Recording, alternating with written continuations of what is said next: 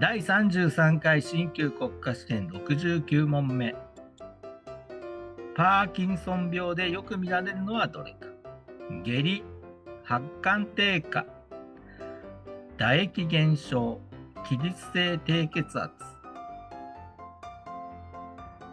パーキンソン病ではね、脳の正常な神経細胞の数が減っちゃってね、脳細胞に指令を送るためのドーパミンという物質の分泌量が減少してしまいます。そのため脳の血流量を維持するために必要な自律神経の動きも鈍くなっており、起立性低血圧の症状が起きてしまうことがあります。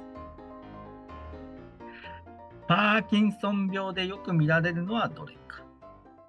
起立性低血圧、